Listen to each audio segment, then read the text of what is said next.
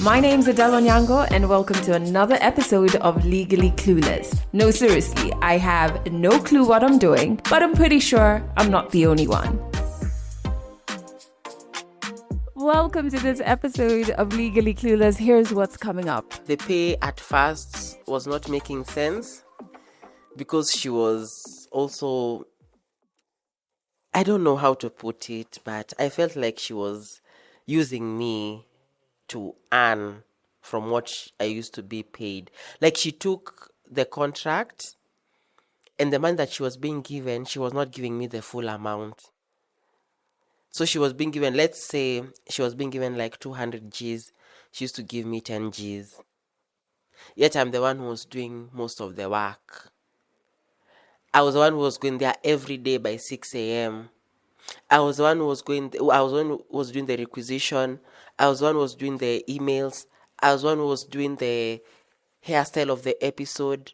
That is part 2 of Johnny the Hairdresser's story. We're going to jump into it a little later in this episode. First and foremost, OG members, I am sending you nothing but love. If you have just discovered us, welcome to this family. Audio episodes of this particular show go out on Monday, and then on Wednesdays we have the midweek teas where I unpack different topics that I think can help you on your healing journey. Our newsletter also goes out on Wednesdays, so make sure you sign up for it on our website. A link is in the show notes. And on Thursdays we have For Mannerless Women. I don't know why I sang that. We have For Mannerless Women, which is our show where we have different African women come in and share their expertise and inspiration with you. And we are currently journeying across Africa. So we started off in Ghana, then we went to South Africa, Pretoria to be precise. Then we went to Nigeria with the Oddity. And then we went to Zimbabwe. And this coming week, we're going to be in South Africa, Joburg to be precise. These episodes are so inspiring. The women from those countries are just chef's kiss. Ugh. And I'm loving all your comments on the episodes. Thank you so much for showing the show and the women who come on the show so much love. Okay, so make sure you subscribe wherever you're listening to this on so you don't miss out on all the goodness that we are cooking up for you. I have 2 things to share before we jump into part 2 of Johnny's story. The first one is, please follow us on our socials. They're also linked in the show notes because we're going to be dropping a wait list for something super exciting that we have never done before this week. It's going to be dropped on our social media. So if you want to be the first to be part of this exclusive space, follow us on Insta and on TikTok. It's our warm, fuzzy, safe corner of the interwebs.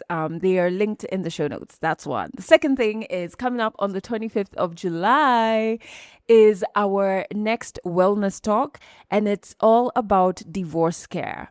The guest speaker is my personal therapist, Faith Gushu, and she's going to be taking us through when the marriage ends, how do you start finding yourself again? I'm very proud of us for tackling this topic head on because there's just so much shame around divorce and so much shame around you as a divorcee standing out to say, okay, I need help. Let me reach out to spaces that can help me. Because it's something that you're told not to say loudly because people are going to judge you, shame you, etc. Forget that. Guys, we're really committed to a new generation of shame-free women.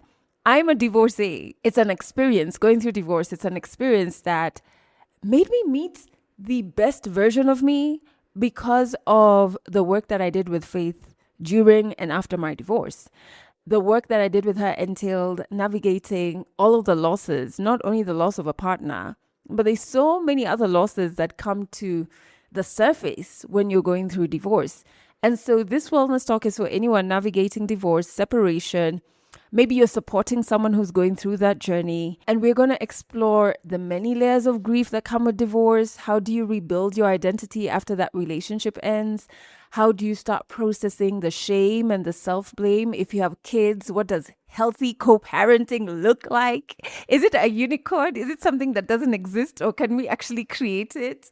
How do you learn to trust yourself again? I love this one. I love it so much because I'm smack at the peak of that. Dating after divorce. Hey, because it's quite something. It is quite something. It is. Let me not tell my stories here. We're also going to be looking at how do you build a life that genuinely feels like yours again.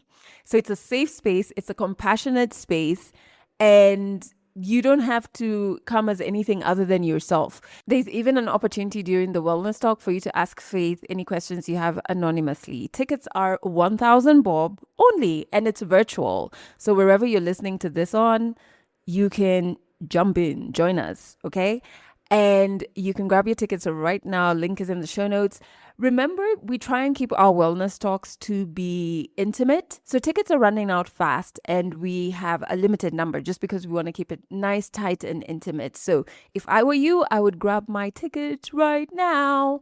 Okay, let's jump into Johnny's story. We are about to jump into part 2. If you have not listened to part 1, please listen to the previous episode so that like you're not floating in this one. But he did share in part 1 what it was like growing up as a young child who was more feminine than society wanted him to be, how he navigated and survived relentless bullying, making that huge decision to turn down going to university in order to pursue hairdressing.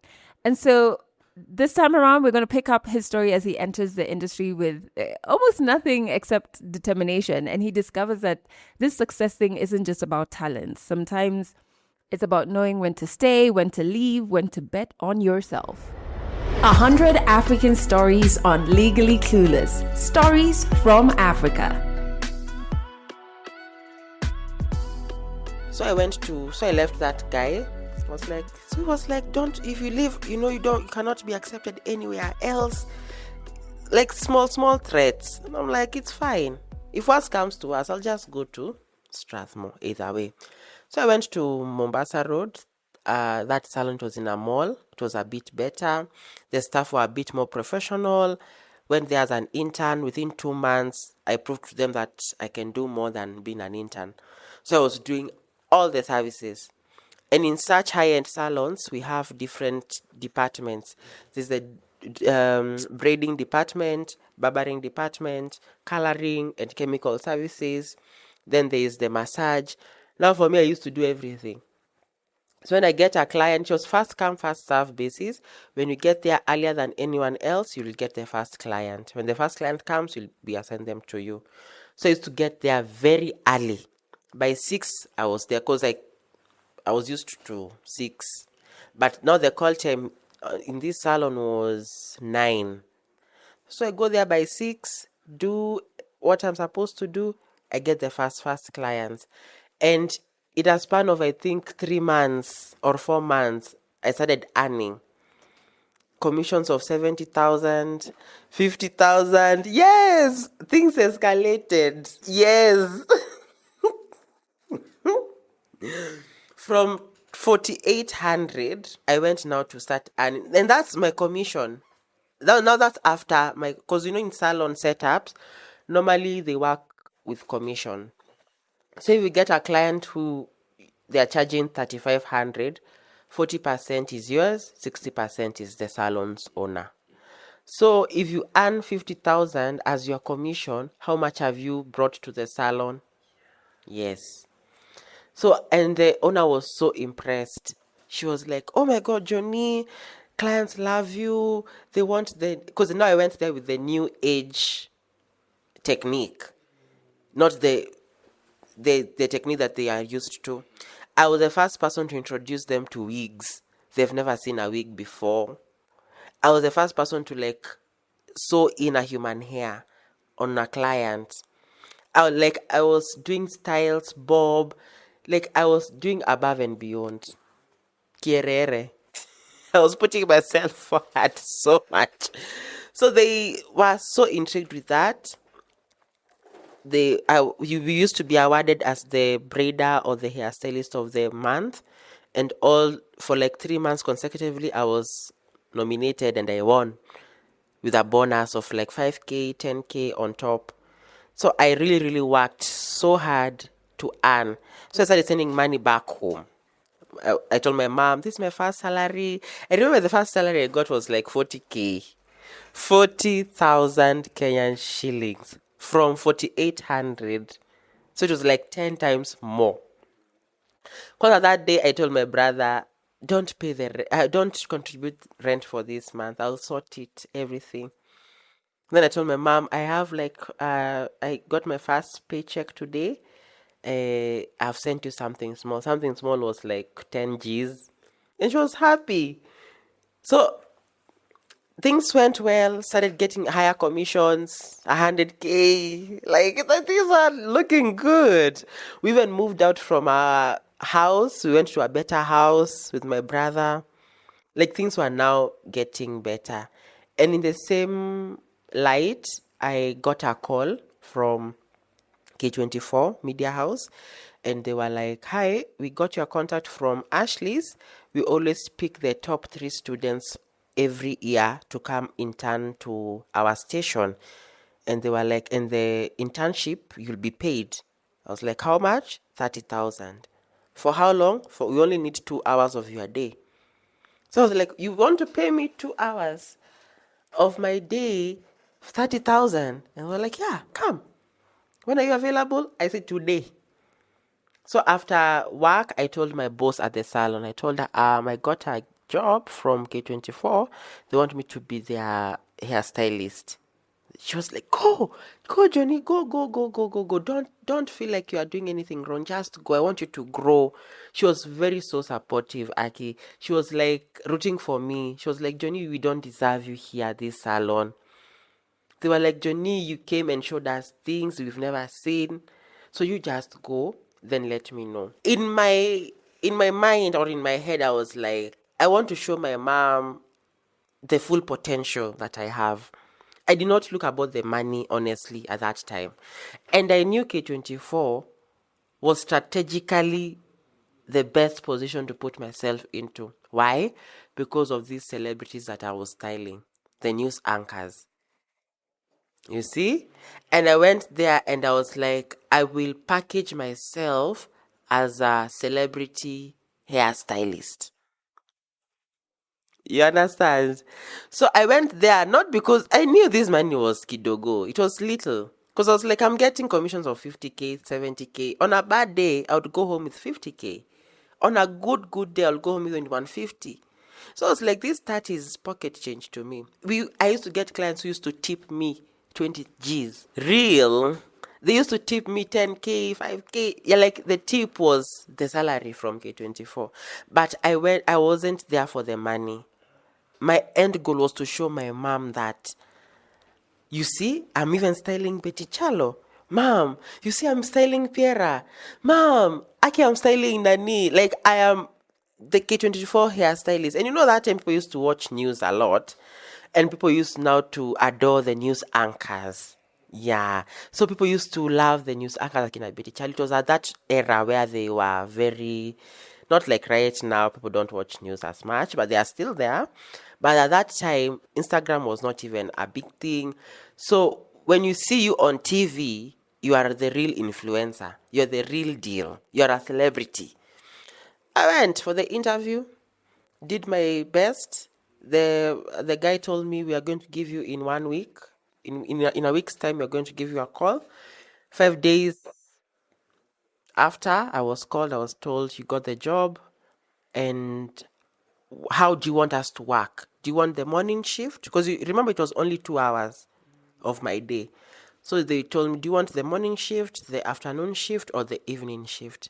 Since I was still working at the other salon, I told my boss from the other salon, they have told me to either pick morning hours, afternoon hours, or now the evening shift.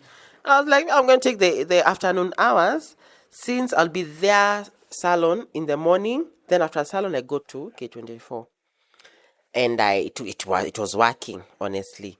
But now the problem came in when clients used to come afternoon. So I used to miss on my afternoon appointments. So the commission also reduced. It literally reduced by half.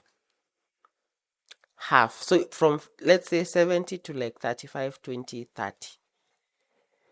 And the other side, 30. So I was like, I'm okay. I'm okay. 30 from here, at least 20 from here. At least it was manageable until it became, now the K24 team wanted me to be there full time. Yeah. So at that time, I met with Akina Betty, Chalo, DJ Pierre Makena, Kaleche Mumo, Ann Kiguta. Hey, the list is endless. And then I started now posting on Instagram, on WhatsApp. Like I was really, really posting intentionally to show people, yeah, I am Betty Chalo's hairstylist. And it worked. And people now are like, Johnny, you're getting these big jobs. Oh my God, how are you in these spaces? Then I decided to be now extra with, I became friends with now the celebrities. So I was like, now they are small PA. So everywhere they used to go, all the events they used to go, they used to tag me along. And I was like, I kind of like this life. But now the problem came in when the payment was an issue. Yeah, they used to they used to delay our payments, so you get like the first month, second month you're not paid, you're being paid the third month, and the third month you're being paid for 1 month. Yes. So the other side, the salon as well, I'm not as consistent than I used to be. I'm not showing up all the time. Sometimes I'm being called by the production in K24 in the morning to stand in for someone. So I have to take a leave. Like it was not consistent. And the boss told me, Johnny, we can't work like that. So it's you decide. You want to stay here with us or you want to go to K24? Where K24 you are not being paid monthly, here you are guaranteed. So it was like an ultimatum. It's either you go there where you're not paid monthly and you have the exposure, or you stay here with us and you get your monthly payments. I chose the K24. I took that risk. Sister Nancy was mad. Sister Nancy was like, are you not thinking? So I told all this time, my sister, my mom, my brother, my family was involved in all the decisions that I was making. So even when my mom heard about that K24 issue, she was like, but you see, there you have exposure. You have people who can connect you to other people. These are celebrities. These are people, they are well known, so they have connections in each other way.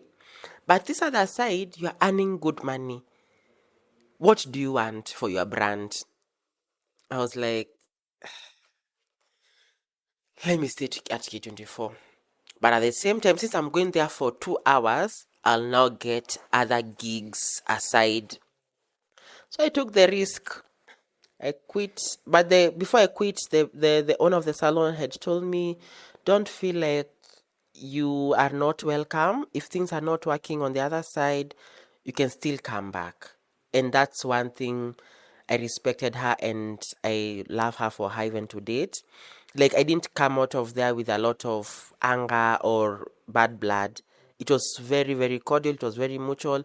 She was like, are you okay? We can support you. The first few months, things are not okay. Like they were so, so supportive. So even me living there, I was like, if worst comes to us, I have a home somewhere. I can still go back rather than the buruburu story. So I went to K24. I stayed there. I was a bit frustrated, of course. The cash flow was little. It was not as much as before. So it also affected our lifestyle, my brother and I. He was like, when you're not getting the big bags that you are getting, I'm like, bro, I moved. I'm now in K24. So I stayed there like for 2 years with the same issue. I was a bit frustrated, but I was like, my end goal was to get like high-end clients from the celebrities. So at that time, Instagram was not as much, but I now made it something for myself. I started posting, tagging the celebrities. Every post I used to tag them. Now I started getting now clients of my own now. I get clients, a house call. At that time, I don't even understand how house call works. I don't even ask for transport. Now I came to learn in the job that you have to cater. The fee in the salon is not the same fee as a house call. So I learned in the job. We connected with other celebrities. Even they used to book me outside of K24. And now that's the payment is different because now they have to cater for themselves. I got celebrity clients, other clients from that as well. It was good until now when people now started fearing that I am an expensive hairstylist because they see me with all these celebrities. So I stayed there at K24. I was like, "Ah, let me just hold on." So I'm getting clients here and there. I'm getting bridals. Then the third year, I was like, now I'm ready for now the outside world. So the relationship that I had built with these celebrities and the news anchors, we now became friends more than colleagues because we even used to go out together, used to go for lunch together. They used to tag me along all the time. And since I didn't have a lot of money to go to those high end hotels, I was the vibe master. You have to you have to compensate for the food that they are going to pay for you. So I had to do the most. I had to be the entertainment. I had to be the one taking care of them when they get, a bit having fun. I used to carry their handbags. Like I was literally their PA.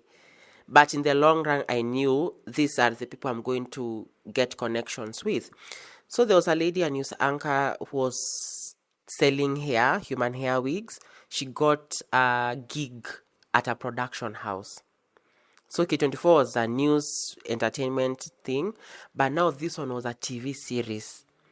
And that TV series, the contract was for 5 years, no, 6 years.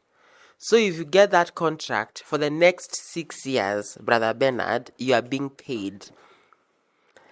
And she talked to me about it. So the producer from that show, it's actually, yeah, it was a big show at that time. It was in Mesha Magic. I don't even know it, Selena, at that time. Yes, it was Selena.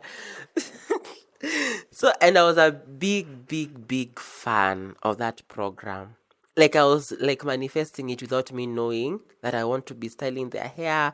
Because I saw something off with their hairstyles. And I was like, God, if I just get this opportunity to style this cast, I'll be in a better place. So my friend from the news anchor friend hooked me up with a gig. I got the job. I was given a contract. The pay at first was not making sense because she was also, I don't know how to put it, but I felt like she was using me to earn from what I used to be paid. Like she took the contract and the money that she was being given, she was not giving me the full amount. So she was being given, let's say she was being given like 200 Gs. She used to give me 10 Gs. Yet I'm the one who was doing most of the work. I was the one who was going there every day by 6 a.m. I was the one who was doing the requisition. I was the one who was doing the emails. I was the one who was doing the hairstyle of the episode. Like I was there full time, standby all the time. So I was technically I was the one who was even telling her, this is the wigs that I need. This is the hair that I need. So without me telling you to bring us here, you won't be paid for your product. But she used to be paid my salary and her hair that she used to sell to the production. So my salary, she used to, yeah, eat from there. And I came to realize this like after 6 months into the gig. And I'm like, wait, this is a big show. Why am I getting paid so little and I'm doing so much? And I asked my colleague, my fellow makeup artist, I asked her, babe, how much are you being paid? Let's just between two of us. She was like, I'm being paid 60 Gs. I'm like, what? Like, yeah. And she was not like the head of department. So in such productions, they have departments. We have the camera crew, lights, wardrobe, set, hair, makeup. So they used to have a head of department makeup. They didn't have the head of department hair. And the head of department used to be paid more than the assistant. So the head of department used to be paid twice the amount the assistant is being paid. So technically, I'm supposed to be paid 150 Gs or more, yet I'm being paid 10. It escalated from 100 to 0 very fast. And I was like, babe, but tell me, because I feel like there's something fishy happening. So I asked another, now the HOD now for the makeup department. I asked him, hey, Brother Bernard, how much are you being paid? Because you know me, I'm an HOD, I'm being paid, I think, 120, 150 at that time. And I went and told the producer. I told her, hey, Mimi, I feel like I can't work here anymore because of the payment. Then he was like, what do you mean the payment, Johnny, and the way we are investing into your department? Every month we have to buy a human hair wig. Your budget we never had a department. So us giving you this budget, we've gone above and beyond to look for that money to give you. And you are saying that money is kidogo, is little. I was like, what's more than 10K then? What's less than 10 then? If that 10 is a lot, if 10,000 is a lot of money, is that all you could give? Then she was shocked. She was like, no, you are not supposed to be getting paid 10,000. You're supposed to be getting paid by like the HODs, because it's a new department that we've introduced. And since you're the first person here, you're the HOD.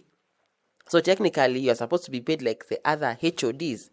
Mark you, those other HODs have been in the game for 15 years, 10 years, 12 years. And me, I'm there with my 18 years of life. Because at that time, I think I was 19, 18.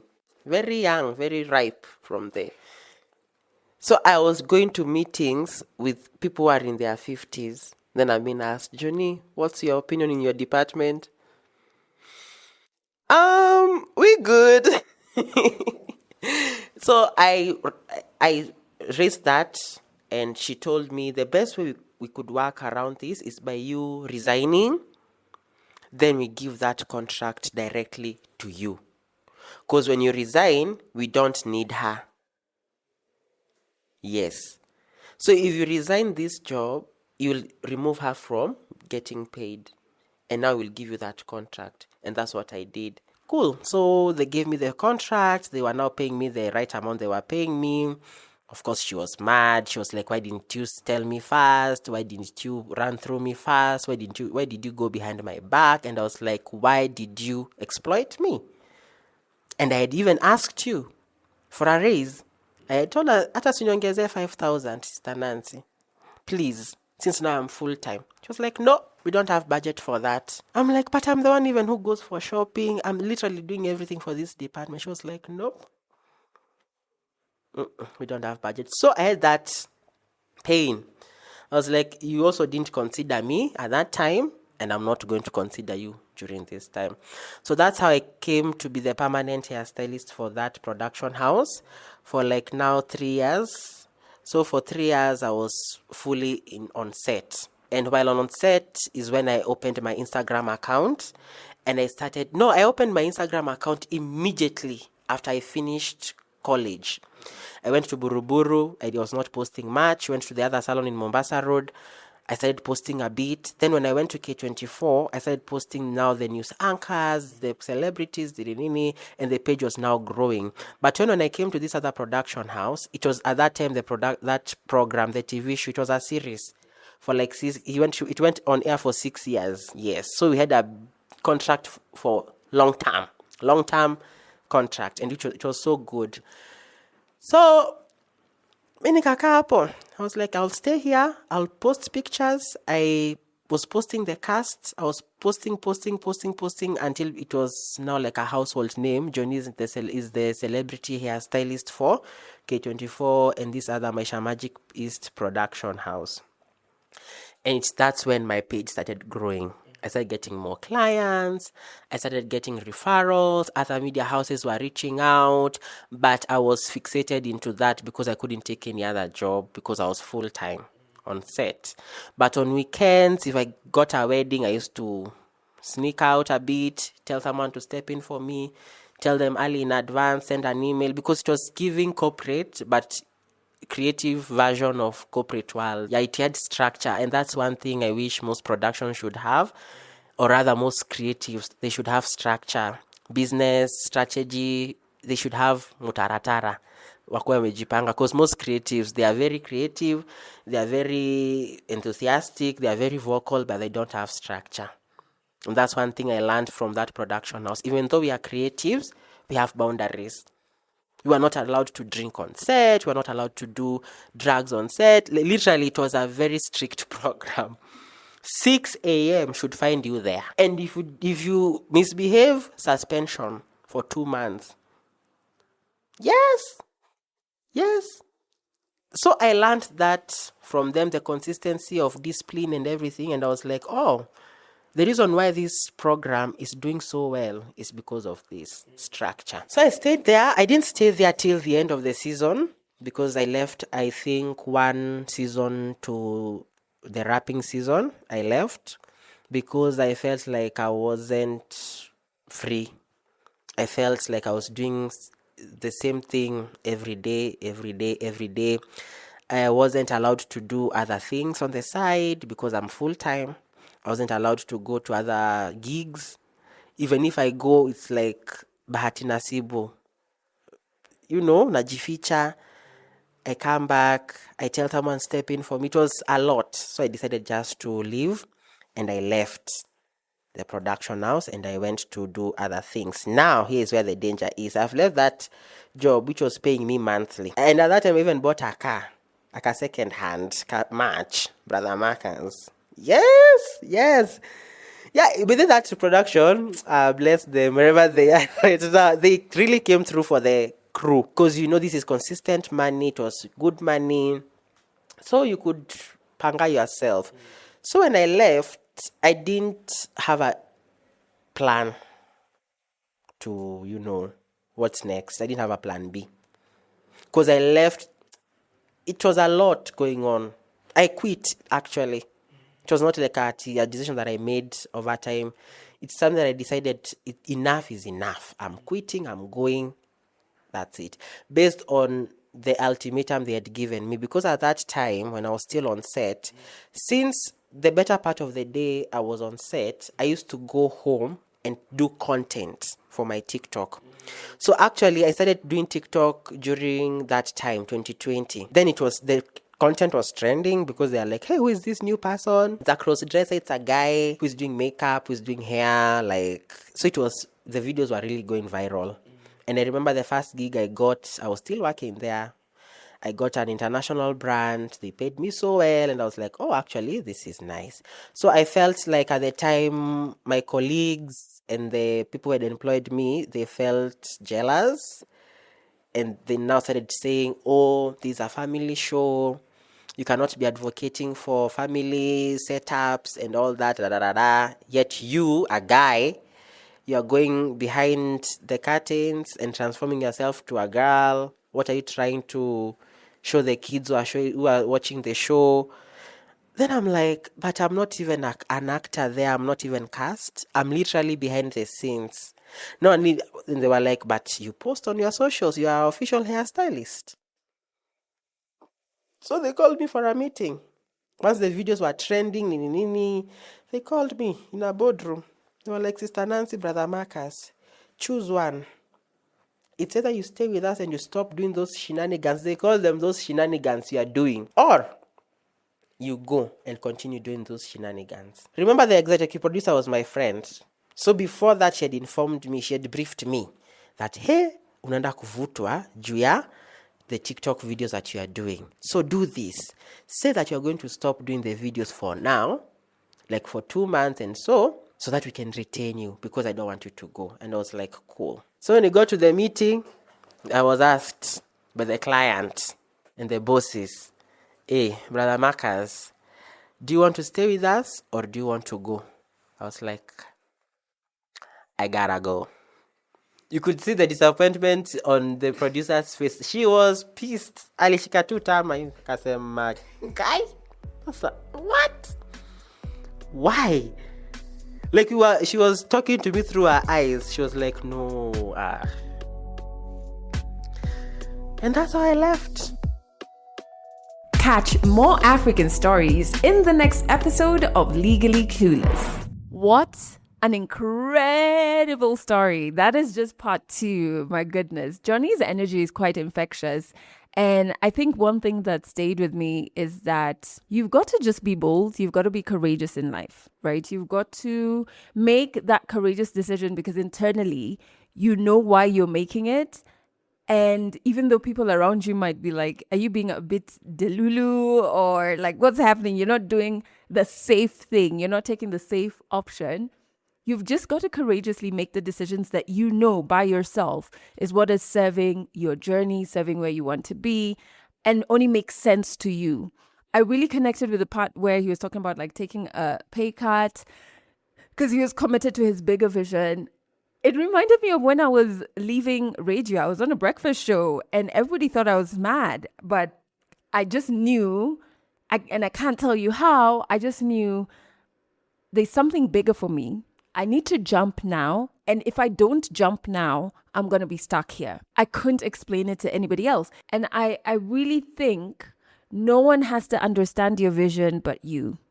And many a times we go looking for permission from people who have not made courageous decisions, but we want them to understand our courageous decisions. Like, make it make sense. You know, no one has to understand the vision but you. And sometimes you can't even explain it in words. It's just a feeling you have. So if you're listening to this now and you're grappling with a decision that needs courage, that is very absurd to everybody around you, just remember no one has to believe in the vision but you. Next week, we're going to be jumping into part 3, the final part of Johnny's story. And we're diving into now, how does he rebuild when everything that he was building is shaken and there's a bit of struggle in his business, and the birth of Sister Nancy and Brother Bernard. You'll meet those characters next week. So make sure you subscribe wherever you're listening to this on so that you do not miss out on that. But if while listening to Johnny's story, you felt that you want to share your story on this podcast, you're African, you've got a story, it is valid, we want to hear it, fill out our storyteller form. A link is in the show notes. And one of our correspondents is going to get back to you. Thank you so much for listening to this episode to the very end. I've got nothing but love for you, and I truly believe that you have every single thing it takes to heal. That's it for this episode of Legally Clueless. You can share this podcast with your friends. You can keep it for yourself. I'm not judging. Just make sure you're here next week for the next episode.